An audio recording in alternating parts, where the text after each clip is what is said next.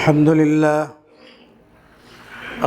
لله نحمده ونستعينه ونستغفره ونؤمن به ونتوكل عليه ونعوذ بالله من شرور أنفسنا ومن سيئات أعمالنا من يهده الله فلا مضل له ومن يضلل فلا هادي له أشهد أن لا إله إلا الله وحده لا شريك له وأشهد أن محمدًا عبده ورسوله أما بعد فإن خير الحديث كتاب الله وخير الهدي هدي محمد صلى الله عليه وسلم وشر الأمور محدثاتها وكل محدثة بدعة وكل بدعة ضلالة وكل ضلالة في النار فأعوذ بالله من الشيطان الرجيم تلك حدود الله فلا تعتدوها ومن يتعد حدود الله فأولئك هم الظالمون وقال الله تعالى في موضع آخر وثيابك فطهر وقال رسول الله صلى الله عليه وسلم دع ما يريبك إلى ما لا يريبك رواه الترمذي যাবতীয় প্রশংসা ও তারিফ আল্লাহ রাব্বুল আলামিনের দরবারে নিবেদিত যে আল্লাহ রাব্বুল আলামিনের অশেষ দয়ায় আমরা সাপ্তাহিক জুমার দিনে ফজিলতের আশায় জুমায় সমবেত হওয়ার সুযোগ লাভ করেছি। সে আল্লাহ রাব্বুল আলামিনের দরবারে হামদে বারি তাআলা সকলেই পড়ে আলহামদুলিল্লাহ। অতঃপর তার প্রিয় রাসূল আখিরি নবী শেষ নবী মুহাম্মদুর রাসূলুল্লাহ সাল্লাল্লাহু আলাইহি ওয়াসাল্লামের প্রতি বর্ষিত হোক দরুদ ও সালাম। সম্মানিত উপস্থিতি, খুতবার শুরুতেই কোরআনুল কারীম থেকে দুটো আয়াত এবং নবী সাল্লাল্লাহু আলাইহি ওয়াসাল্লামের সুন্নাহ থেকে ছোট্ট একটি হাদিস তেলাওয়াত করেছি। আল্লাহ রাব্বুল আলামিন সুযোগ দান করলে উক্ত আয়াত এবং হাদিসকে সামনে রেখে আজকের সংক্ষিপ্ত খুতবা শেষ করার চেষ্টা করব ইনশাআল্লাহ তাআলা। ওমা তাওফীকি ইল্লা বিল্লাহ। আজকের খুতবার সংক্ষিপ্ত খুতবার আলোচ্য বিষয় হলো সতর্কতার ভয় নেই। যেটা আমরা বলে থাকি সাবধানের মার নেই, সেটা হয়তো অন্যভাবে নিলাম যে সাবধানতার ভয় নেই। তো সতর্কতা এটা এমন একটা কঠিন জিনিস বা এমন একটা কঠিন বিষয় যেটা মানুষের পক্ষে সতর্ক থাকাটা কঠিন হয়ে পড়ে। সহজ করে বললে, কোনো ব্যক্তি যদি তাহাজ্জুদের সালাত পড়েন তাহলে তিনি অভ্যাসগতভাবে তাহাজ্জুদ গুজারি হয়ে যাবেন। কিন্তু তাহাজ্জুদ পড়ার অর্থ এই নয় যে তিনি হারাম থেকে বেঁচে থাকবেন।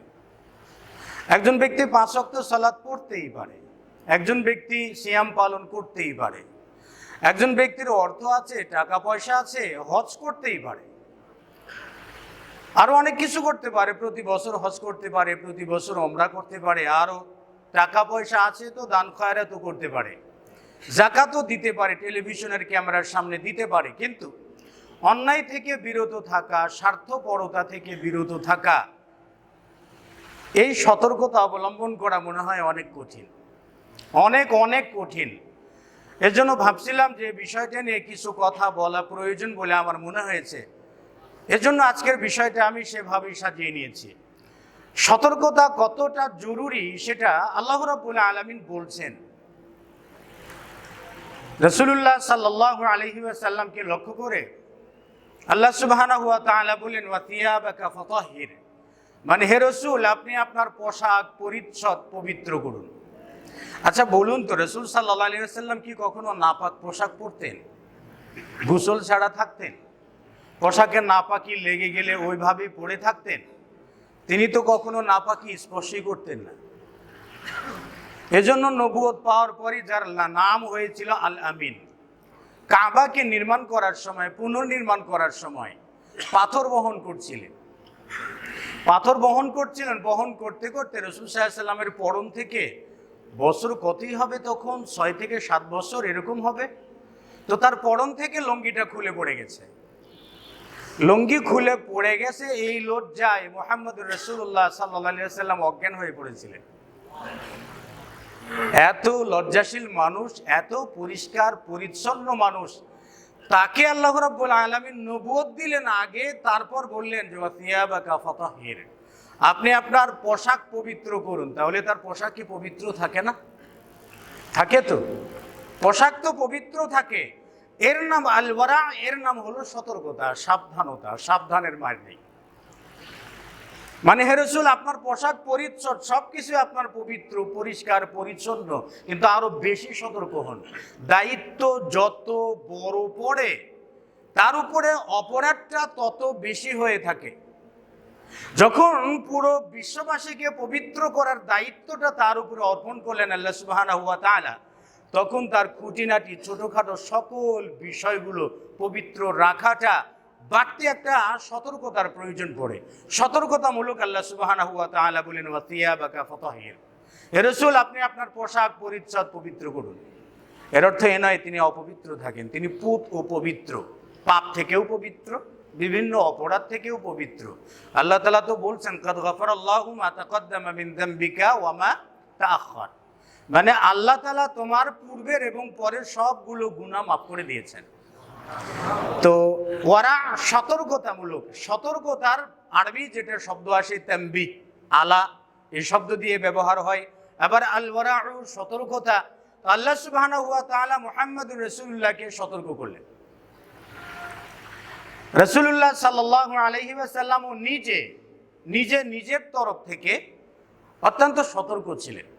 আমাদের সবার পরিচিত একটা হাদিস উল্লেখ করি, সেটা হলো রাসূলুল্লাহ সাল্লাল্লাহু আলাইহি ওয়াসাল্লাম বলছেন ইন্নাল হালালা বায়্যিনুন ওয়া ইন্নাল হারামা বায়্যিনুন, নিশ্চয়ই হালালগুলো স্পষ্ট প্রমাণিত, এর মধ্যে কোনো সন্দেহ নাই।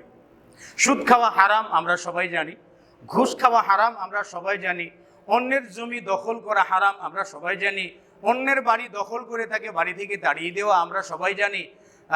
যেমন হারামগুলো যেমন স্পষ্ট, সেটা আমরা সকলেই জানি। ওয়া ইন্নাল হালালা বায়্যিনুন, এবং হালালও স্পষ্ট, একেবারে সুস্পষ্ট প্রমাণিত। হালাল, আমরা ভাত খাই সেটা হালাল, চাকরি পরিশ্রম করে টাকা উপার্জন করি সেগুলো হালাল, হালাল ফসল যেগুলো ক্ষেত থেকে যে ফসল উৎপাদিত হয় এই সবগুলো হালাল, বৈধ ব্যবসা থেকে লভ্যাংশ যেটা পাই সেটাও হালাল, হালাল যেটা সেটাও স্পষ্ট প্রমাণিত, হারাম যেটা সেটাও একেবারে ক্লিয়ার স্পষ্ট, এতে কোনো সন্দেহের অবকাশ নেই। কিন্তু ওয়া বাইনাহুমা উমুরুম মুশতাবিহাতুন, এর মাঝে, হালাল এবং হারামের মাঝে এমন কতগুলো বিষয় আছে যেগুলো একেবারেই সংশয়পূর্ণ, সন্দেহপূর্ণ। যেমন আমরা হাফিজ ইবনুল কাইয়্যিম রাহিমাহুল্লাহ মাদারিজুস সালিকিনে উল্লেখ করেছেন, যে বস্তুটা বা যে খাদ্যটা হালালও নয় আবার হারামও নয়, ওই খাদ্যটাকেই বলা হয় বারজাখ, আলামুল বারজাখ। মরার পরে আমরা কোথায় যাব? কবরে প্রবেশ করব, মানে বারজাখী জীবনে প্রবেশ করব। কবর একটা গেট বলতে পারি আমরা, এটা একটা গেট, এই গেট দিয়ে প্রবেশ করলাম একটা আলাদা জগতে। এজন্য এখানে আমাদের বডি কোনো ফ্যাক্ট নয়, আমরা যে একটা জগতে প্রবেশ করলাম সেই জগৎটা আরামের জগৎ, জান্নাতের সিলসিলা আছে, আবার সেই জগতের সঙ্গে আবার জাহান্নামের সিলসিলা আছে, এটা একটা আলাদা জগৎ। তো যেটা হালালও নয়, মানে বারজাখকে বারজাখ কেন বলা হয়? যেটা দুনিয়ার জীবনও নয়, আখিরাতের জীবনও নয়, এই উভয় জগতের মাঝখানের বস্তুটাকে বলা হয় বারজাখ। অনুরূপভাবে এই যে মসজিদের যে আমরা বাউন্ডারি দিয়ে থাকি বা দেওয়াল থাকে, এই দেওয়ালটা অন্য বাড়ি, ধরে নিন যে মসজিদের পাশে একটা বাড়ি আছে, আবার মসজিদ আছে, তাহলে মাঝখানে একটা দেওয়াল আছে, এই দেওয়ালটাকে বলা হয় বারজাখ, মানে এটা বাড়িও নয়, এটা মসজিদও নয়। তো যেমন দু দেশের মাঝখানে যেটা একটা জায়গা থাকে, যেটা ইন্ডিয়াও নয় আবার বাংলাদেশও নয়, এটাকে বারজাখ বলে। তো যেটা হালালও নয় হারামও নয় সেটাকে বারজাখ বলা হয়। তো এটা হলো সন্দেহপূর্ণ বা সংশয়পূর্ণ বস্তু। এখন সংশয়পূর্ণ বস্তু যেগুলো রয়েছে সেগুলোর বিষয়ে হুকুম কি আছে? রাসূল সাল্লাল্লাহু আলাইহি ওয়াসাল্লাম বলছেন যে ফামানিত্তাকা শুবহা, যে ব্যক্তি সন্দেহযুক্ত বস্তু বা খাদ্য থেকে বেঁচে থাকলো, ফাকাত ইস্তাবরা লিদীনিহি ওয়া ইরদিহি, সে ব্যক্তি তার দ্বীনকে সুরক্ষিত করলো এবং তার সম্মানকে সুরক্ষিত করলো। মান ওয়াকা ফি শুবহা, আর যে ব্যক্তি সন্দেহযুক্ত খাদ্য খেয়ে নিল বা সন্দেহযুক্ত বস্তু গ্রহণ করে নিল, রাসূল সাল্লাল্লাহু আলাইহি ওয়াসাল্লাম বলছেন ফাকাদ ওয়াকা ফিল হারামি, সে হারামে পতিত হলো। নবী সাল্লাল্লাহু আলাইহি ওয়াসাল্লাম দৃষ্টান্ত দিয়ে বললেন যে কাররাই ইয়ারআ হাওলাল হিমা, যেমন কোনো একজন রাখাল ছাগল চড়ায়, গরু চড়ায়, উট চড়ায়, এমন কোনো রাখাল একটা ক্ষেত খামারের পাশ দিয়ে ছাগল চড়ায়। যখন ক্ষেত খামারের সীমানার পাশ দিয়ে ছাগল চড়ায়, ছাগল কিন্তু যে কোনো সময় সে জায়গা থেকে হারাম কিছু খেয়ে নিতে পারে, যেটা অবৈধ, যেটা অন্যের হক নষ্ট, যে কোনো সময় খেয়ে নিতে পারে। তো এটা যেমন যে কোনো সময় পতিত হতে পারে, ঠিক সেরকমই কোনো ব্যক্তি যখন সন্দেহযুক্ত বস্তুতে পতিত হয় তখন সে প্রকৃতপক্ষে হারামই পতিত হলো। এখন আমরা 5 স্টার হোটেলে যে কাচ্চি বিরিয়ানিতে বসে গেছি, আমরা কখনো কিন্তু জানি না যে ওর বিরিয়ানির মধ্যে যে গোশতের টুকরাটা ব্যবহার করেছে এটা জবাই করেছে কে, জবাই করার সময় বিসমিল্লাহ বলেছে কি না, খাসির মাংস নাকি গরুর মাংস না কুত্তার মাংস না শুকুরের মাংস, আমরা কিন্তু কখনো কোনো সময় জিজ্ঞেস করি না বা সতর্ক হতে পারি না। আমরা কখনো এটার জন্য সতর্ক হতে পারি না। আব্দুল্লাহ ইবনুল মুবারক রাহিমাহুল্লাহ, আল ওয়ারা গ্রন্থ রয়েছে, আব্দুল্লাহ ইবনুল মুবারক রাহিমাহুল্লাহ তার সাথী বর্ণনা করছেন যে আব্দুল্লাহ বিন মুবারক রাহিমাহুল্লাহ মৃত্যুর শয্যায় তিনি বলছেন আমার একটু ছাতুর প্রয়োজন, আমার ছাতু খাওয়া লাগবে, ক্ষুধা লেগেছে। তো তার খাদেম বলছেন যে আমরা চতুর্দিকে খোঁজাখুঁজি করার পরে একটুও ছাতু পেলাম না, কোথাও একটুও ছাতু নেই। একজনের কাছে পেলাম, আমরা একটা নৌকাতে আছি, একজনের কাছে পেলাম। তবে যে লোকটার কাছে ছাতু আছে এই লোকটা আবার রাষ্ট্রীয় কাজে, মানে রাষ্ট্রের কোনো একজন, মানে রাষ্ট্রের একজন প্রতিনিধি। আব্দুল্লাহ ইবনুল মুবারক রাহিমাহুল্লাহ বললেন দাহু, তাকে ছেড়ে দাও, আমি তার ছাতু খাবো না। কারণ সে রাষ্ট্রীয় কাজে যেহেতু জড়িত, রাষ্ট্রের কোনো না কোনো জায়গায় যদি মানুষের হক নষ্ট করা খাদ্যটা এটা হয়ে থাকে তাহলে এটা আমার জন্য হারাম হবে, আমি এটা খেতে পারবো না। হাত্তা মাতা, এমনকি তিনি মৃত্যুবরণ করলেন, এটা খেলেন না। এটা সতর্কতা। যাই যা দেয় তাই খাই, যেখানে যাই পেট ছেড়ে দিয়ে খেতে থাকি, হালাল কি হারাম। হ্যাঁ, যুক্তির খাতিরে আমরা অনেক কিছু বলি। 5 স্টার হোটেলগুলোতে তরকারিতে, আপনার খাবারের তরকারিতে প্রায় আপনার 10%-এরও বেশি অ্যালকোহল ব্যবহার করা হয়। সৌদি আরবের ফতোয়া বোর্ড থেকে তরকারির মধ্যে যদি 5% ব্যবহার করে সেটা জায়েজ রেখেছেন, কিন্তু আমাদের দেশে তার থেকেও বেশি ব্যবহার করা হয়। তাহলে আমরা কি কখনো ভেবে দেখেছি যেটা খাচ্ছি? মোরগ পোলাও খাবো আমরা, কিন্তু এই মোরগটা জেতা ছিল না মরা ছিল, হ্যাঁ জবাই করার পর তো সবগুলোই মারা যায়। আরে ভাই, অনেক দূর থেকে তো উত্তরাঞ্চল থেকে গাড়ি ভর্তি মুরগি আসে না? রাস্তার মধ্যে কি তাদের কারো কি হায়াত উঠে না? বলুন তো, তাদের কারো কি কখনো কোনো সময় কি হায়াত উঠে না? ওরা কি মরে না?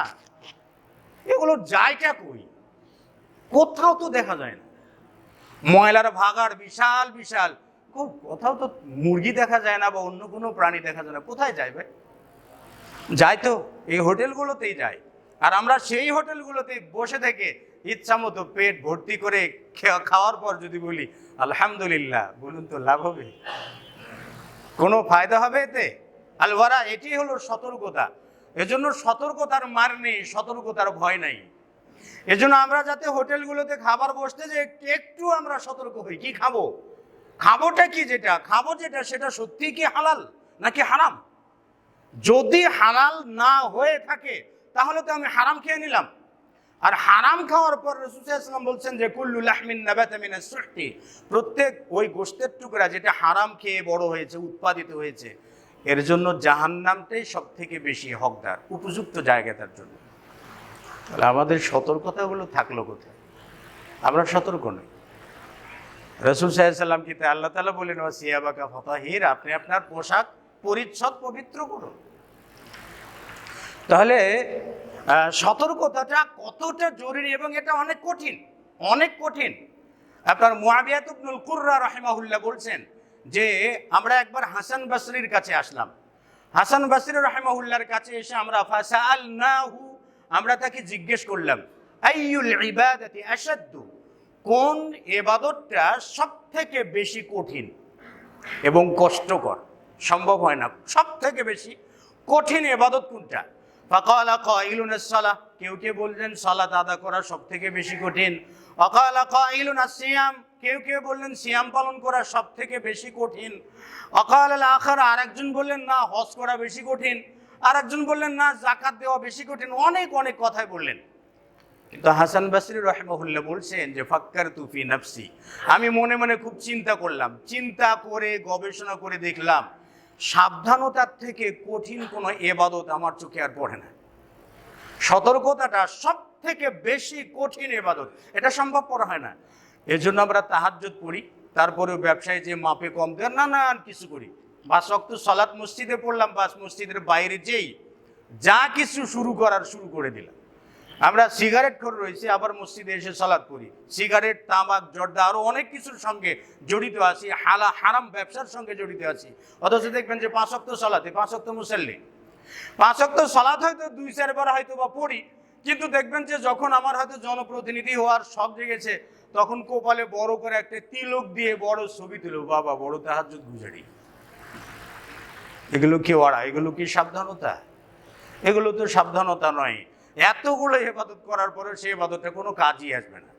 সতর্কতা যদি না থাকে, অন্যায় থেকে বিরত থাকার ক্ষেত্রে যদি আমরা সতর্ক না হই, তাহলে হাজারো ইবাদত করলে সেই ইবাদতটা আল্লাহর দরবারে যাবে, ঠিক যেতে পারে, কিন্তু সেটা কার্যকর নয়। কার্যকর নয়, হাবা মানসুরা, সেগুলোকে আল্লাহ তাআলা খড়কুটোর মতো নিক্ষেপ করবেন। কিয়ামতের দিনে এক ব্যক্তি আসবে, সালাত, সিয়াম, হজ, যাকাত একেবারে তিমা পাহাড় সম পরিমাণ ইবাদত নিয়ে আসবে। নিয়ে আসার পর এক ব্যক্তি এসে বলবে, ইয়া রাব্বাল আলামিন, ও লোকটা আমাকে গালি দিয়েছে। আর একজন এসে বলবে, ও লোকটা আমাকে মেরেছে। আর একজন এসে বলবে, ও লোকটা আমার বিরুদ্ধে মিথ্যা অপবাদ দিয়েছে। আর একজন এসে বলবে, ওই লোকটা আমাকে হত্যা করেছে। আর একজন এসে বলবে, ও আমার জমি দখল করেছে। চতুর্দিক থেকে আসতে থাকবে। আল্লাহ রাব্বুল আলামিন বিচারকের আসনে বসে পড়বেন। বিচারকের আসনে আল্লাহ সুবহানাহু ওয়া তাআলা আগমন করার পরে আল্লাহ তাআলা এই লোকটা ইবাদত গুজারি ব্যক্তি যাকে গালি দিয়েছে তাকে সওয়াব দিবেন।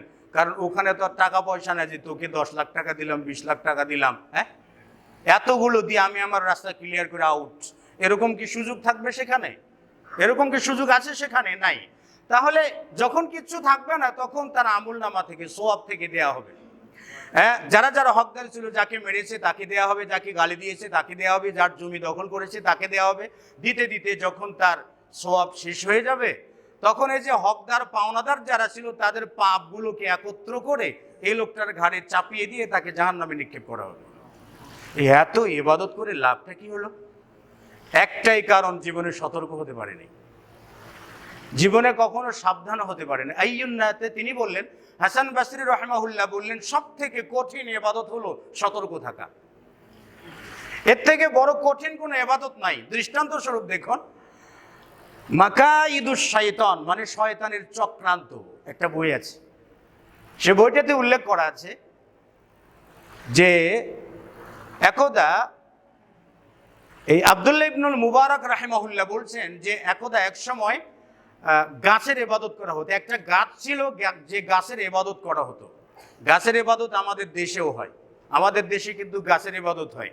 আমার কৌতূহল জেগেছিল, শেরপুরে যখন গিয়েছিলাম সেখানে দেখেছিলাম যে কৌতূহল জাগলো যে 500 বছরের নাকি একটা গাছ আছে, 500 বছরের পুরনো।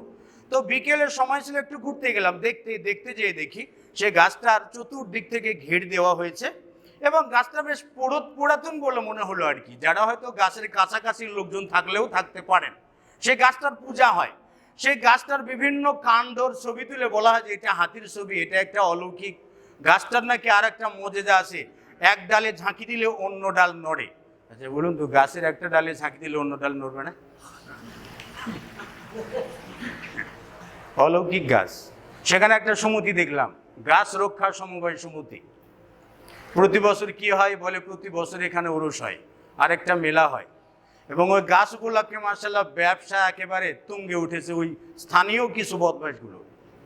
তো গাছের পূজা হয়। আব্দুল্লাহ ইবনুল মুবারক রাহিমাহুল্লাহ বলছেন, গাছের পূজা হতো, এক ব্যক্তি ঘাড়ে কুড়াল নিয়ে এসে বলছে, লাক্তান্না হাদা, আমি এই গাছটাকে কেটে ফেলবো। আল্লাহর জন্য, আল্লাহর ওয়াস্তে সে বলছে, আমি এই গাছটাকে কেটে ফেলবো আর রাখবো না। যে গাছের পূজা মানুষ করে, আল্লাহর ইবাদত করা বাদ দিয়ে মানুষ গাছের পূজা করে। এখন ইবলিস মশাই কি করেছে, মানুষের আকৃতি ধরে এসে, ও ভাই কই যাও, বলে অমুক জায়গায় যাচ্ছে, ওই গাছটা কেটে ফেলবো আমি। গাছের মানুষ পূজা করে কেন? যাতে মানুষ ইবাদত না করতে পারে, এক আল্লাহর ইবাদত করে। এখন ইবলিস বলছে, আরে ভাই, আপনি কি ওই গাছের পূজা করেন নাকি? আপনি তো ওই গাছের ইবাদত করেন না, তাহলে অন্যরা করলে আপনার সমস্যাটা কি? এখন এই লোকটা বলছে, আল্লাহি, আল্লাহর কসম করে বলছি, গাছটা আমি অবশ্যই কাটবই। এখন ইবলিস একটা চাল চাললো, বলে দিল, রে ভাই, গাছ কাটার থেকেও যদি মহামূল্যবান কোনো জিনিস আমি তোমাকে দেই, তাহলে কি তুমি এটা ছেড়ে দিবে? বলে, সেটা কি? বলে, প্রত্যেকটা দিন তুমি সকালে যখন ঘুম থেকে উঠবে, দেখবা তোমার বালিশের নিচে 2টো করে স্বর্ণের দিনার থাকবে। হ্যাঁ, ভালোই তো, লোকটা ফেরত এসেছে, ব্যাস ঘুমিয়ে পড়েছে। এখন পরের দিন সকালে দেখে বালিশের নিচে 2টো দিনার রয়েছে, মহা খুশি। এখন প্রথম রাত যাপন করার পর দেখেছে 2টো দিনার আছে। এখন দ্বিতীয় রাত যাপন করার পর দেখে দিনার নাই। মেজাজটা তো আরো গরম হয়েছে, থাকলো না কেন? এবারে ঘাড়ে করে কুড়াল নিয়ে দৌড়, আমি গাছটা কেটে ফেলবো। ইবলিস মশাইয়ের সামনে এসে ওই আকৃতিতে এসে বলছে, ও ভাই, কই যাও? বলে, আমি ওই যে গাছটা কেটে ফেলবো, যে গাছটার ইবাদত করা হয়। আল্লাহর ইবাদত করা বাদ দিয়ে মানুষ এই গাছের পূজা করে, আমি গাছটা কেটে ফেলবো। তখন ইবলিস বলল যে, কাযাবতা, তুমি মিথ্যা কথা বলেছো, তুমি তো মিথ্যা কথা বলেছো। তোমার এই গাছ কাটার কোনো অধিকার আর তোমার নাই। কেন? আমি কাটবই গাছ। জোর করে যখন যাচ্ছে, তখন তাকে উল্টো করে ফেলে দিয়ে টুটি চেপে ধরেছে, গলা চেপে ধরে বলছে, এত আরিফু মানানা, তুমি কি জানো আমি কেটা? আমি কে, এটা কি তুমি জানো? আনা ইবলিস, আমি ইবলিস। তুমি যে প্রথম দিন আসছিলে আল্লাহ তাআলাকে রাজি খুশি করবার জন্য গাছ কাটতে, সেই দিন তোমার মধ্যে ঈমানি চেতনা ছিল, আমি তোমার কাছে পরাজিত ছিলাম। সেই দিন তুমি যদি গাছ কাটতে, আমি কেন, আমার বাপদাদা 14 পুরুষও তোমাকে আটকাতে পারতো না। তা আমি যেহেতু তোমাকে আটকাতে পারবো না, এই জন্য আমি তোমাকে ধোকায় ফেললাম 2টো দিনারে। তুমি খুশি হয়ে বাড়ি গেলে। আজকে যে তুমি রাগান্বিত হয়েছো, গাছ কাটতে আসছো, ওটা 2টো দিনারের জন্য, আল্লাহর জন্য নয়। আজকে আমি তোমার উপরে বিজিত, তুমি পরাজিত। আজকে আমি তোমার উপর বিজিত, তুমি পরাজিত, কারণ তুমি আজকে পারবে না। আমি ধোকা দিয়ে তোমার ঈমানটা কেড়ে নিলাম। সতর্কতা কতটা কষ্টকর দেখেছেন? লোকটা কিন্তু সতর্ক ছিল, ঈমানি চেতনায় এসেছিলেন গাছটা কেটে ফেলবেন, সম্ভব হয়নি। এত সতর্ক থাকার পরেও পারেন। আসলে সতর্কতা সেটাই আসাদুল আমাল, সব থেকে কঠিন আমল হলো সতর্ক থাকা। এটা সব থেকে কঠিন। এই জন্য আমরা সতর্ক থাকতে চাই না। যদি চেষ্টাই না করি তো থাকবো কোত্থেকে? আমরা তো চেষ্টাই করি না। যাই হোক, সতর্কতার অনেকগুলো পর্যায় রয়েছে। ইবনে আবি দুনিয়া, ইমাম আহমদ বিন হাম্বল তার লিখিত জুহুদ নামক গ্রন্থে তিনি উল্লেখ করেছেন যে একজন ব্যক্তি বাসরা থেকে তিনি আসকালান নগরীতে চলে যাবেন। তো আসকালান নগরীতে যাওয়ার পথে তিনি বাইতুল মাকদাসে যে কাছাকাছি যে একটা প্রতিনিধি দল, মানে একটা দল পেয়ে গেলেন। তাদের সঙ্গে তিনি সফরে গেলেন। যখন বাইতুল মাকদাসে আলাদা হবেন তারা দুজনই, তিনি তাদের কওম থেকে আলাদা হবেন, তখন তারা বললেন, ওই কওমের লোকেরা এই লোকটাকে বললেন যে, ভাই, তুমি আল্লাহকে ভয় করো, আমরা তোমাকে নুসিকা বিতাকওয়াল্লাহ, আমরা তোমাকে আল্লাহ ভীতি অর্জন করার জন্য নসিহত করছি, এবং আমরা তোমাকে নসিহত করছি তুমি সবসময় সাবধান থাকবে, সতর্ক থাকবে। এখন এই লোকটা জিজ্ঞেস করছে, মালওয়ারাউ, সতর্কতাটা কি? তখন তারা বললেন যে সতর্কতাটা হলো মুহাসাবাতুন নাফসি, অন্তরের হিসাব গ্রহণ করা। সেটা আবার কি? বলে, তুমি প্রত্যেকটা দিন সকালে এবং সন্ধ্যায় অন্তরের হিসাব গ্রহণ করবে। সারাদিন কি করেছো না করেছো, এই সবগুলো পাপ অপরাধ সবগুলোর কাফফারা, যাতে দিনের কাফফারা সন্ধ্যায় দাও আর সারা রাতের পাপের কাফফারা তুমি সকালে দিতে পারো। এর নাম হলো আল বারা, সতর্কতা। তাহলে সারাদিন কয়টা মিথ্যা কথা বললাম, কয়জনের চুগলখুরি করলাম, কয়জনের ক্ষতি করলাম, এই হিসাব গ্রহণ করাটা হলো আল বারা, সতর্কতা। যাই হোক, সতর্কতার অনেকগুলো পর্যায় আছে। যেমন মনে করেন আল বারা অর্থাৎ সতর্কতা, যেমন আল বারা ফিন নাজরি, দৃষ্টিশক্তির সতর্কতা, সাবধানতা, দৃষ্টিশক্তি, চোখের সাবধানতা। চোখের সাবধানতাটা কি? রাসূলুল্লাহ সাল্লাল্লাহু আলাইহি ওয়াসাল্লাম আলী রাদিয়াল্লাহু তাআলা আনহুকে লক্ষ্য করে বলেন, ইয়া আলী লা তুতবিইন নাযরাতান নাযরা, হে আলী, তোমার নজরের পরে আবার মহিলার দিকে নজর দিও না।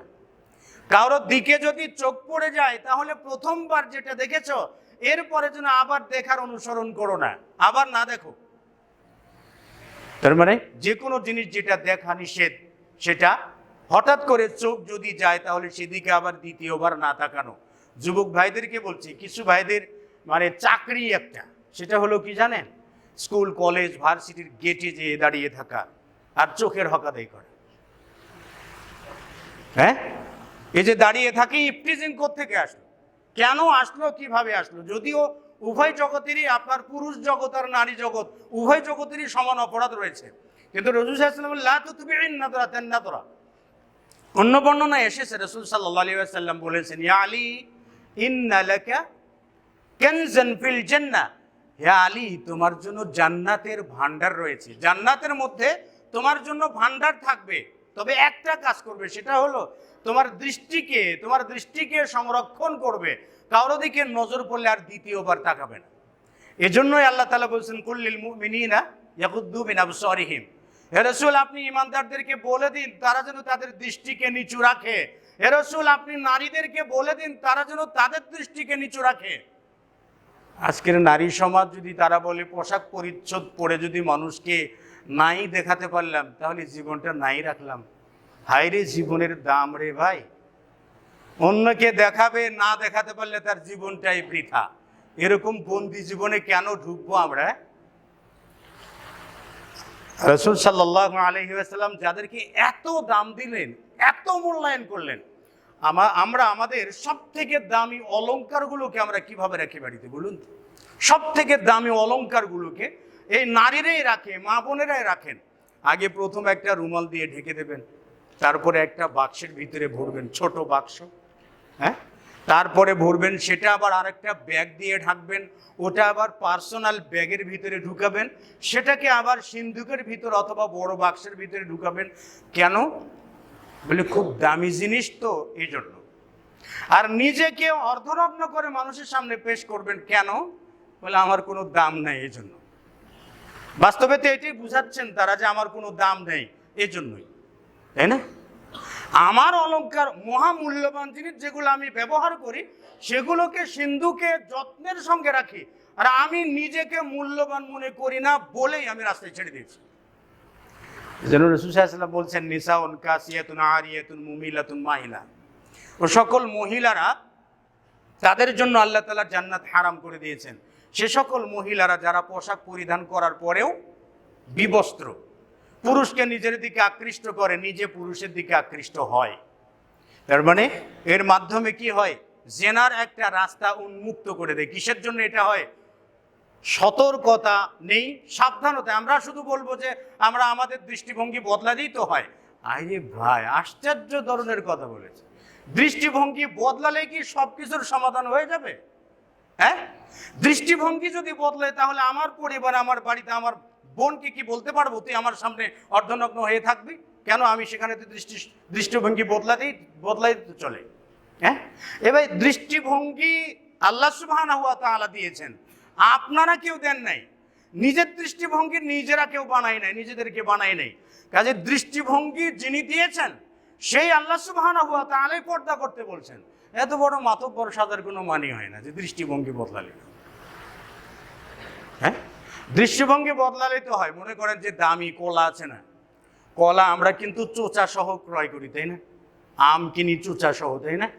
এখন কলার উপরের যে চোচাটা, এটা যদি ছিলে ফেলার পর সেটা যদি কেউ যদি পরিষ্কার করে পানি দিয়ে ধুয়ে, শুধু পানি দিয়ে না, শিশির দিয়ে, জমজমের কূপের পানি দিয়ে ধৌত করে যদি সেটা গামলায় করে হাতে নিয়ে যায়, আচ্ছা বলুন তো আমরা কি কিনবো আর খাবো? কেন? সহজ হয়ে গেল না? কষ্ট করে আর ওটার চাম ছিলতে হবে না, সহজ হয়ে গেল তো। এত কিছুর পরে কিন্তু আমরা ওটা কিনবো না, কেন? মানে ওটার মূল্যই চলে গেল, ওর কোনো দামই নাই। কেন? মাছি ভ্যান ভ্যান ভ্যান ভ্যান করে পড়ে, এই জন্য কি ওর কোনো মূল্য নেই। তাহলে আমরা যখন নিজেদেরকে বিলিয়ে দেবার মতো করে বলছি যে পোশাক পরিচ্ছদ না পরে যদি ছেলেপিলে তাকিয়েই না থাকলো তাইলে এই সৌন্দর্যের আবার দাম থাকলো কি? এটা ভেবে যখন রাস্তায় নামবেন তখন দেখবেন যে মাছির মতো পিছে যত মানুষ ভিন ভিন করে ঘুরবে তত আপনার দাম কমে যাবে। আজকে 5 লাখ টাকা, আগামীকাল 10 লাখ টাকা, তারপর কোটি টাকা যৌতুক দিয়ে আপনাকে বিয়ে বসতে হবে। রাস্তায় যত যৌতুক বিরোধী আন্দোলনে নামেন 4 পয়সারও কাজ হবে না। কারণ আমাদের জীবনের জন্য আমরা নিজেরাই সতর্ক নই, আমাদের জীবনকে আমরা নিজেরাই মর্যাদা দিতে জানি না। বলছিলাম সতর্কতা অত্যন্ত কঠিন। 5 ওয়াক্ত সালাতও পড়ে, আবার দেখবেন যে পর্দা ছাড়া বাইরে ঘোরাফেরা করছে। তো এই যেটা হলো আপনার চোখের সাবধানতা, চোখের সতর্কতা, চোখ দিয়ে হারাম কিছু না দেখা, চোখ দিয়ে গ্রহণ না করা, চোখ দিয়ে হারাম কিছুর অনুভব না করা। আল ওয়ারাউ ফিস সামঈ, দৃষ্টিশক্তি গেল, এরপরে শ্রবণ শক্তির কিছু সতর্কতা রয়েছে। শ্রবণ শক্তির সতর্কতা হলো রাসূলুল্লাহ সাল্লাল্লাহু আলাইহি ওয়াসাল্লামের একজন বিখ্যাত সাহাবী আব্দুল্লাহ বিন উমর রাদিয়াল্লাহু তাআলা আনহুমা, তিনি রাস্তা দিয়ে বের হয়েছেন, তার খাদেম নাফে বর্ণনা করছেন যে একসময় বাদ্যযন্ত্রের আওয়াজ তিনি পেলেন, মিউজিয়াম হারমোনিয়াম বাজাচ্ছে। আমাদের বড় বড় বাড়িগুলোতে বিয়ের অনুষ্ঠান দেখলে মনে হয় না হিন্দুর বিয়া না মুসলিমের বিয়া, বোঝা মুশকিল। আবার 5 ওয়াক্ত সালাতি মুসাল্লি, কিন্তু ভাই 5 ওয়াক্ত সালাতি তাহাজ্জুদ গুজারির বিয়েতে গেলেও কঠিন অবস্থা আছে। আপনার ইমান আপনার পকেট থেকে আগে আউট হয়ে যাবে। আজকের যুগের বিয়ের অবস্থা এরকম। দিনী ভাইরা দাড়ি রেখেছেন, সব কিছুই করেছেন, আবার বিয়ের অনুষ্ঠানে গেলে দেখবেন যে টাকা উঠানো যাবতীয় কিছু তিনি করছেন। হেন্ডাম আলওয়ারা। তো ইবনে উমর থেকে বর্ণিত, তিনি বলছেন যে ইবনে উমর রাদিয়াল্লাহু, নাফে থেকে বর্ণিত, ইবনে উমর রাদিয়াল্লাহু তাআলা হাঁটছিলেন আর হারমোনিয়ামের আওয়াজ পাচ্ছিলেন, বাদ্যযন্ত্রের আওয়াজ পাচ্ছিলেন। তারপর তিনি তার 2 আঙ্গুলকে, শাহাদত আঙ্গুলিকে কানের ভিতর প্রবেশ করালেন। কানের ভিতর ঢুকে দিয়ে তিনি হেঁটে যাচ্ছেন, রাস্তা পার হয়ে অন্য জায়গা দিয়ে হাঁটছেন। আর নাফেকে বলছেন, ইয়া নাফে হাল তাসমাউ শাইআন, ও নাফে বাদ্যযন্ত্র কিছু শোনা যায়? নাফে বলছেন যে ফাকুলতু নাম, আমি বললাম হ্যাঁ এখনও শোনা যায়। আরও দূর গেলেন, যাওয়ার পর বলেন ইয়া নাফে হাল তাসমাউ শাইআন, ও নাফে তুমি কি বাদ্যযন্ত্র কিছু শুনতে পাও? নাফে বলছেন যে আমি বললাম হ্যাঁ এখনও শোনা যায়। তিনি কানের ভিতর আঙুলটা ঢুকিয়েই রাখলেন। আরও দূর যাওয়ার পরে বললেন হে নাফে হাল তাসমাউ শাইআন, ও নাফে এখনও কি বাদ্যযন্ত্রের আওয়াজ শোনা যায়? নাফে বলছেন যে আমি বললাম লা, এখন আর শোনা যায় না। তখন তিনি কান থেকে আঙুলগুলো বের করলেন, 2টো আঙুল বের করে বললেন হাকাদা রাআইতু রাসূলুল্লাহি সাল্লাল্লাহু আলাইহি ওয়াসাল্লাম, আমি এরকমই করতে দেখেছি নবী মুহাম্মদুর রাসূলুল্লাহ সাল্লাল্লাহু আলাইহি ওয়াসাল্লামকে। হজ করে এসেছি, আলেম হয়েছি, সব কিছু করেছি। আমার বাড়িতে টেলিভিশন, আমার বাড়িতে ডিশ অ্যান্টিনা, আমার বাড়িতে অশ্লীল ছবি, আমার বাড়িতে বাদ্যযন্ত্র, আমার বাড়িতে সব কিছু। আমার সন্তানের আমি পড়ার খরচ সব কিছু আমি চালাই, অথচ আমার সন্তানের কানটা এখনই শেষ হওয়ার পথে। কানে ইয়ারফোন ঢুকে দিয়ে সারা দিন যাবে, সে গানের উপরে থাকে। এজন্য প্রত্যেকটা বাবার উপর দায়িত্ব আছে, এটাই সতর্কতা। এই তুমি কি দেখো, কি শোনো, দেখি তোমার ইয়ারফোনে কি আছে, দেখি মোবাইল দাও, দেখি কি শোনো তুমি। আমার টাকা খরচ করে গান বাজনা শুনতে দেবো না তোমাকে, আউট আমার বাড়ি থেকে। একবার বলে দিন, 1-4 পয়সার টাকা তোমাকে দেবো না। আমার সম্পদের উত্তরাধিকারী পর্যন্ত তোমাকে করতে পারবো না যদি তোমার পথ তুমি না ছাড়ো। সন্তান আব্বু আব্বু ডাকবে আর 1 সপ্তাহের মধ্যে সোজা হয়ে যাবে। কিন্তু আমাদের সমস্যাটা, সন্তান বড় হয়ে গেছে, কি করি কি বলি, এটাই সমস্যা। এটা আমাদের দৃষ্টিভঙ্গির প্রবলেম। দৃষ্টিভঙ্গি এ জায়গায় বদলাতে হবে। আমরা মেয়েকে বলি এই মেয়ে খবরদার, পর্দা ছাড়া বাইরে বের হতে পারবে না। তুমি আমার মেয়ে, আমার মেয়ে কখনো পর্দা ছাড়া বাইরে যেতে পারবে। স্ত্রীকে বলে দিন পর্দা সহ চলতে পারলে আমার সঙ্গে থাকবে, নইলে 1 সপ্তাহের মধ্যে বাপের বাড়ি চলে যাবে। দেখবেন স্ত্রী অত্যন্ত সোজা হয়ে যায়, 1 সপ্তাহের মধ্যে সোজা হয়ে যায়। কারণ তার সংসার টিকাতে চাইলে সোজা হতে হবে, যদি না হয় তো চলে যাবে। সমস্যাটা কি? আমরা দৃষ্টিভঙ্গিটা এই জায়গায় বদলাতে হবে। বলে এত বাড়াবাড়ি ঠিক না। রে ভাই, বাড়াবাড়িটা কি? বাড়াবাড়িটা কি? প্রত্যেকটা হুকুমের উপর বর্ধিত কিছু বাড়িয়ে ফেলা, এটাই তো বাড়াবাড়ি।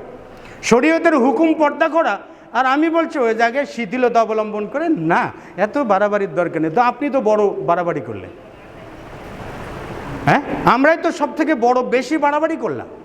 তো এই জন্য আমরা বাড়াবাড়ির শব্দটাকেও অপব্যাখ্যা করে ফেলেছি। প্রত্যেকটা শব্দের আলাদা আলাদা ব্যাখ্যা বিশ্লেষণ করে আমরা নিজেদের মতো করে বানিয়ে নিয়েছি। যাই হোক, সতর্কতা, দৈনন্দিন জীবনে সতর্কতার মার নেই, সতর্কতার কোনো বা সাবধানতার কোনো ভয় নেই। তো মুহাম্মদুর রাসূলুল্লাহ সাল্লাল্লাহু আলাইহি ওয়াসাল্লাম অত্যন্ত সতর্ক ছিলেন। তাহলে দৃষ্টিশক্তির সতর্কতা, শ্রবণ শক্তির সতর্কতা, আল ওয়ারাউ ফিল লিসান, জবানের সতর্কতা। জবানের সতর্কতা। রাসূল সাল্লাল্লাহু আলাইহি ওয়াসাল্লাম বলছেন মাইয়াদমান লিমা বাইনা লাহিহি ওয়া মা বাইনা রিজলাইহি আযমান লাহুল জান্নাতা, যে ব্যক্তি আমার জন্য তার জবানের এবং লজ্জাস্থানের সংরক্ষণের দায়িত্ব নিল, রাসূল সাল্লাল্লাহু আলাইহি ওয়াসাল্লাম বলেন আযমান লাহুল জান্নাতা, আমি তার জন্য জান্নাতের জিম্মাদার হলাম। সুবহানাল্লাহ। শুধু দুটো জিনিস, জবান আর লজ্জাস্থান, আর কিচ্ছু লাগবে না। আমি তোমার জন্য, তার জন্য আমি জান্নাতের জিম্মাদার হয়ে গেলাম। কারণ এই দুটোই কঠিন। জবান, আমরা এক জায়গায় 2-4 জন ব্যক্তি একটা চাষতলে যাবেন, নিন্দা চর্চা চলছে। গীবত এমন একটা পর্যায়ে চলে আমাদের মাঝে, মিথ্যা কথা তো আছে, কিন্তু গীবতটা সব থেকে ভয়াবহ রূপ ধারণ করেছে। 2-4 জন ব্যক্তি যদি এক জায়গায় বসি, তাহলে একজনের নিন্দা আরেকজনের পিছে লাগিয়ে দিচ্ছি, কোনো কাজ নেই। এখানে আমরা পরহেজগার বলি, অপরহেজগার বলি, হুজুর বলি, বেহুজুর বলি, হাজি বলি, গাজী বলি, যাই বলি না কেন, আমরা এই জায়গাতে কেন যেন একটা অত্যন্ত এক্সপার্ট হয়ে গেলাম, খুবই পারদর্শী আমরা। সতর্কতা, গীবত থেকে বেঁচে থাকা এবং গীবত থেকে বাঁচিয়ে রাখা। রাসূলুল্লাহ সাল্লাল্লাহু আলাইহি ওয়াসাল্লাম বললেন যে কোনো একটা ইজ্জত হানির জায়গায় কোনো ব্যক্তি যদি কারো ইজ্জতকে বাঁচিয়ে দেয়, মানে কাউকে গীবত করা থেকে বিরত রাখার মাধ্যমে যদি কারো সম্মান রক্ষা করে, আল্লাহ সুবহানাহু ওয়া তাআলা তাকে কিয়ামতের দিন, যেদিন তার সম্মানহানির সব থেকে বেশি ভয় থাকে, আল্লাহ তাআলা সেই দিন তার সম্মানকে রক্ষা করবেন। সুবহানাল্লাহ। আর যে ব্যক্তি এক বিপদের সময় সম্মানহানি হওয়ার জায়গায় কোনো মানুষের কাউকে গীবত থেকে বিরত রাখার মাধ্যমে কারো মর্যাদা রক্ষা করলো না, আল্লাহ তাআলা কিয়ামতের দিন তারও মর্যাদা রক্ষা করবেন না।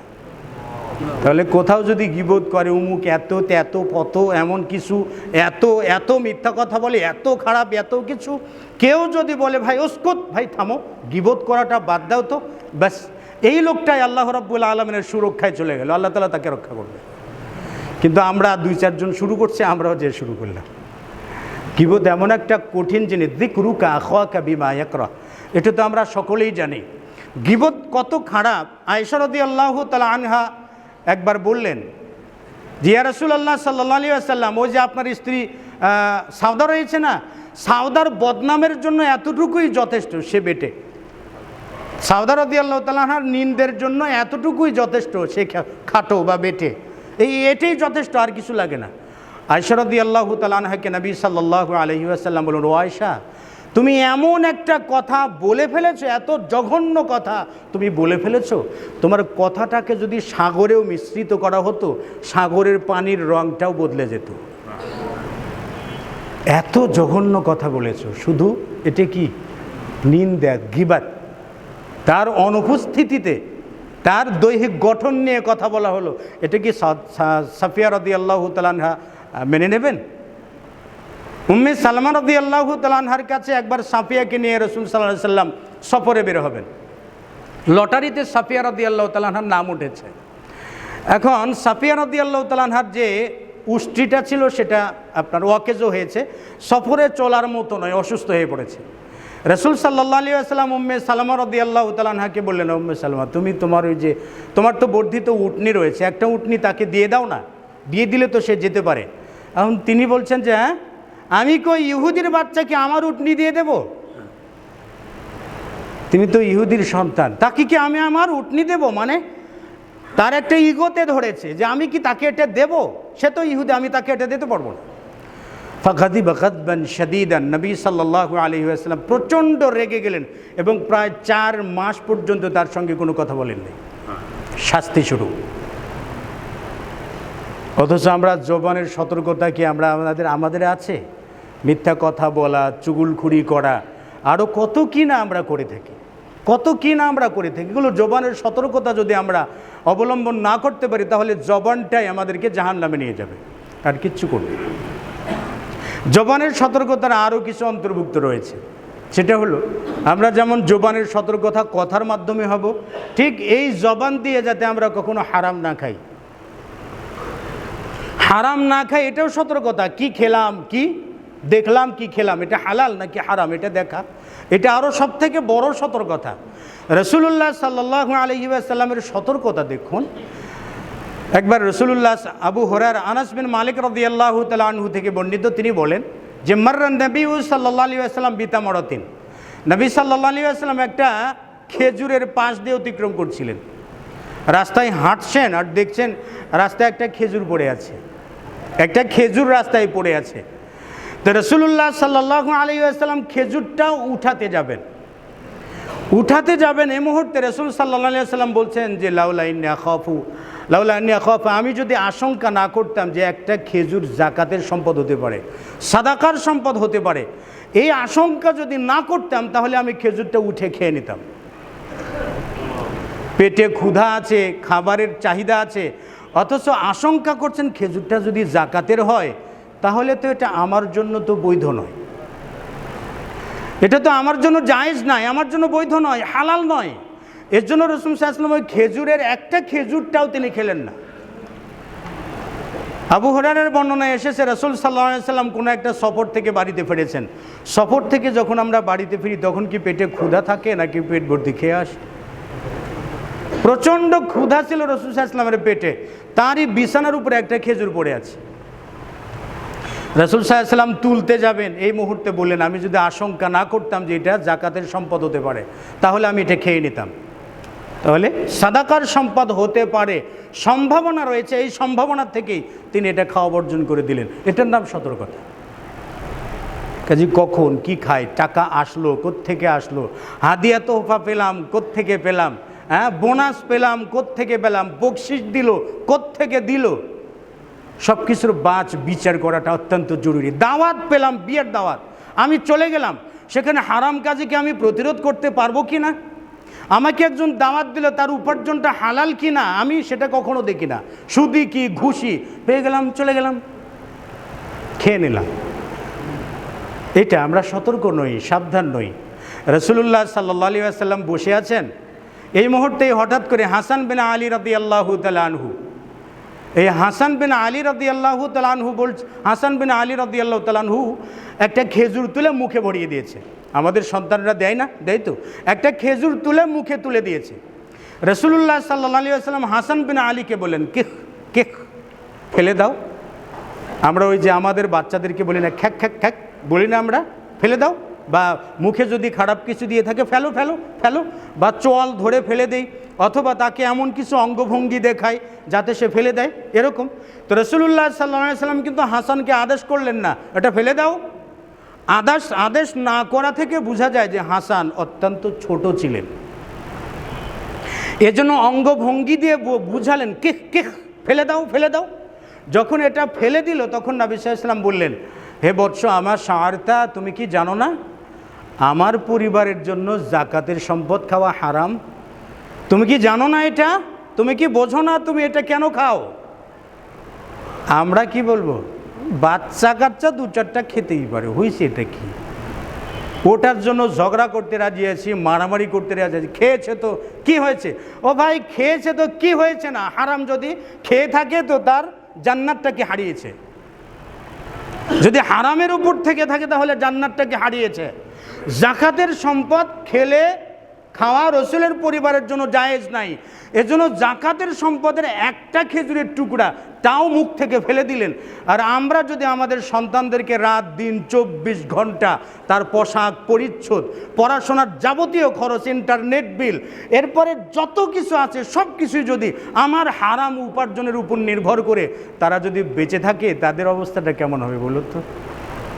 মুসলিম হিসেবে আমরা কত সতর্ক, আমরা কত সতর্ক। আবু বকর রাদিয়াল্লাহু তাআলা আনহু, আবু বকর রাদিয়াল্লাহু তাআলা আনহুর একজন খাদেম ছিল, খাদেম রেখেছিলেন তিনি যখন তার কাজ না থাকতো তখন এই খাদেমটা শ্রম বিক্রি করত, অন্যকে শ্রম বিক্রি করে যে উপার্জনটা নিয়ে আসতো নির্দিষ্ট একটা শর্তে নির্দিষ্ট একটা অংশ আবু বকর রাদিয়াল্লাহু তাআলা আনহুকে দিত।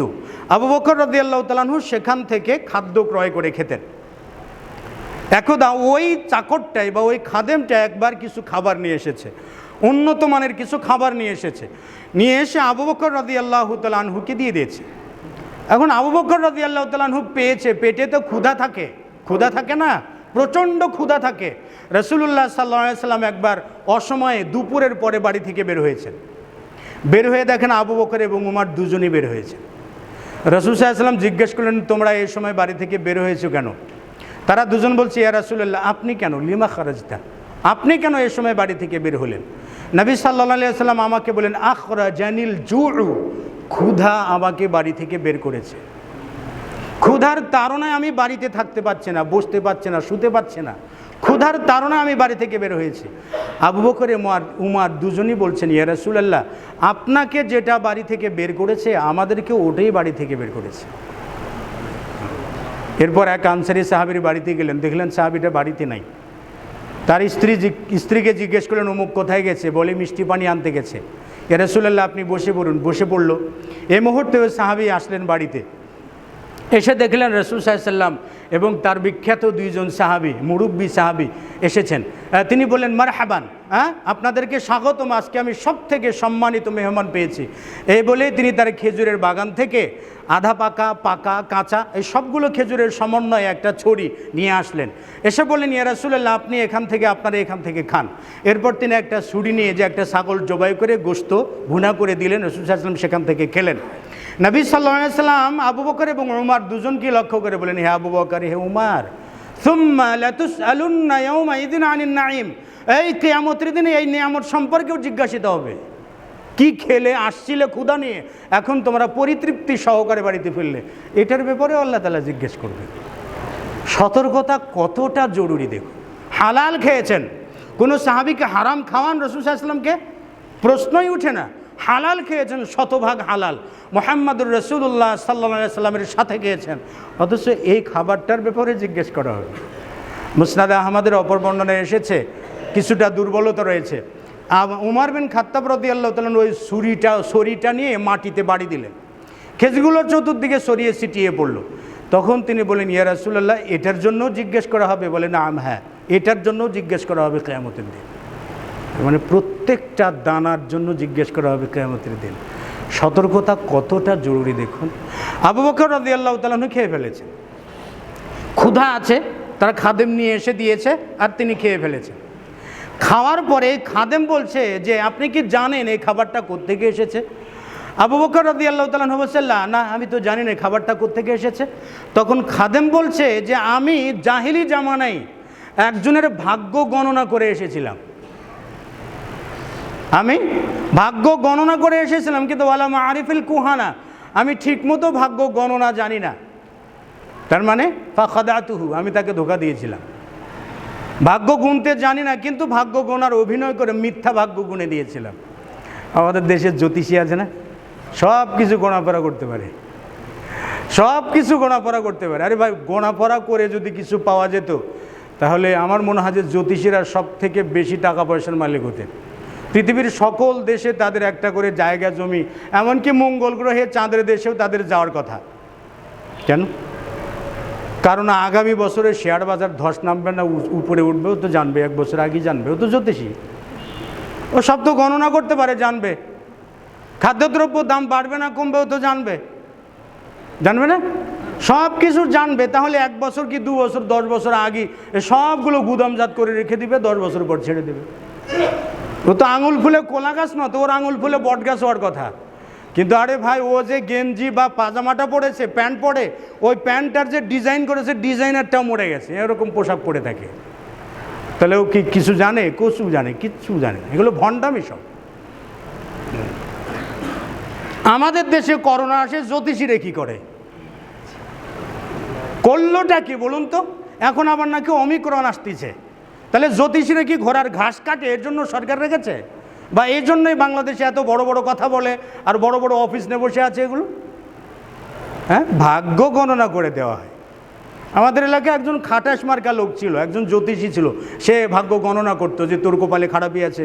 এখন যেতে যেতে দেখেছেন বা গণক বেটা আসছে, তো কি করা যায়? তো একটা চেয়ার ছিল, 3টা ঠ্যাং, 1 ঠ্যাং নাই, আর 1 ঠ্যাঙের ভিতরে একটা ছোট্ট লাকড়ি দিয়ে দাঁড় করে রেখেছে। এখন এসে বলছে যে, গণক মশাই আপনি বসে পড়ুন। এখন গণক মশাই আস্তে করে বসে পড়েছেন। এখন যিনি বসার জন্য জায়গা দিয়েছেন, চেয়ার দিয়েছেন, তাকে বলছে তোমার ভাগ্যে খুব খারাপই আছে, শনি আছে। হ্যাঁ, শনি কিন্তু আবার হিন্দুদের একটা দেবতা, আমরা কিন্তু শনি বলে থাকি। এই শনি দেবতার প্রকোপ থেকে বাঁচার জন্য তারা তাদের সন্তানদের হাতে সুতা দিয়ে থাকে, আর আমরা আমাদের সন্তানদের কপালে টিপ মেরে দেই শনি থেকে বাঁচার জন্য, যাতে শনি দেবতা থেকে বাঁচে। আমাদের তো শনি নামক কোনো দেবতাই নেই, একজন আল্লাহ বিশ্বাস করি আমরা। অথচ আমাদের পরিবারের এই অবস্থা। ভালো ভালো দিনে ভাইরা দেখবেন কপালের ডান পাশে না বাম পাশে কালো বড় করে একটা তিলক দিয়ে আমরা কখনো চিন্তাও করি নাই যে আমরা আমাদের অজান্তে আমরা শিরিক করে ফেলছি। এখন জ্যোতিষী মহাশয়কে বলছে যে গণক বেটা আপনার কপালে যে খারাপি আছে সেটা আপনি জানেন? এবারে বলুন তো, গণক মশাইয়ের মেজাজ তো একেবারে হাই, উপরে উঠে, হ্যাঁ আমার কিসের বিপদ আছে এই বলে ঝাঁকি দিয়েছে একটা, বা ঝাঁকি দেওয়ার সঙ্গে উল্টো পড়ে গেছে। কি ব্যাপার, আপনার কপালে যে বিপদ ছিল আপনি জানেন না? এই তো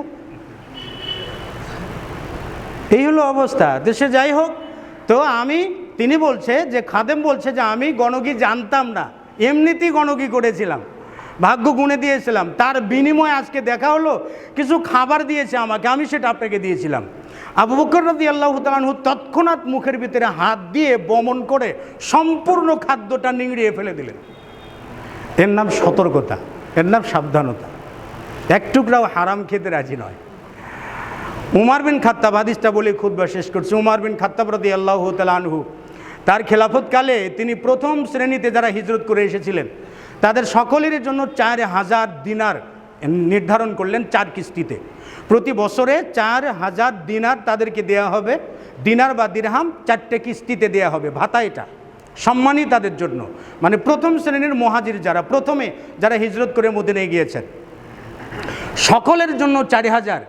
আর আব্দুল্লাহ ইবনে উমরের জন্য রাখলেন 3500 দিনার, মানে 500 দিনার কম। তার ছেলে আব্দুল্লাহ বিন উমরও কিন্তু সাথে হিজরত করেছেন, তিনিও প্রথম শ্রেণীর হিজরতকারী, অথচ সবার জন্য 4000। আর তার ছেলের জন্য তিনি রাখলেন 500 দিনার বা দিরহাম কম, 3500 দিনার। অন্যান্য মুহাজিরা জিজ্ঞেস করলেন যে হে উমর বিন খাত্তাব ভাই আমিরুল মুমিনিন, আপনি কেন আপনার ছেলে আব্দুল্লাহ বিন উমরের জন্য 500 দিরহাম কমিয়ে দিলেন? তখন আব্দুল্লাহ বিন উমর বলছেন কি জানেন, যে আমার ছেলে আব্দুল্লাহ বিন উমর যখন হিজরত করেছে ওর সঙ্গে ওর মা বাবা দুজনেই হিজরত করেছে, কাজে যে মা বাবার সঙ্গে হিজরত করেছে সে একক হিজরতকারীর সমতুল্য নয়, এজন্য আমি তার জন্য 500 দিরহাম কমিয়ে দিলাম। আমরা লাল টেলিফোন, সবুজ টেলিফোন, চতুর্দিক থেকে ভাতার জায়গাতে আমার আন্ডা পান্ডা 14 গোষ্ঠী 36 পোলা সবগুলোকে আমি এর ভিতরে অন্তর্ভুক্ত করব। মুক্তিযোদ্ধারা তারা সম্মানিত ব্যক্তি, যুদ্ধ করে দেশটাকে স্বাধীন করেছেন, সেই মুক্তিযোদ্ধার সিরিয়াল ধরে কত প্রজন্ম যে এটার জন্য ভাতা নিয়ে আন্দোলন করবে আল্লাহ জানে। এই যে, আর আব্দুল্লাহ বিন উমর কি করলেন, আব্দুল্লাহ বিন উমরের জন্য 500 দিরহাম তিনি কমিয়ে দিলেন। হকদার ছিলেন 500 দিরহাম, কিন্তু হকদার ছিলেন কারণ তিনি প্রথম মুহাজির, সকল মুহাজির তাই জানেন। ইবনে উমরের জায়গা উমর বিন খাত্তাবের সতর্কতা হলো আমার সন্তান যাতে একটা টুকরাও কখনো হারাম না খায়, কম খাক, হালাল যেটা পাওনা সে পাওনা থেকে বঞ্চিত হোক, কিন্তু একটা টুকরাও যাতে সে হারাম না খায়, এটাই তার সতর্কতা। আর এর নাম ব্যক্তিত্ব।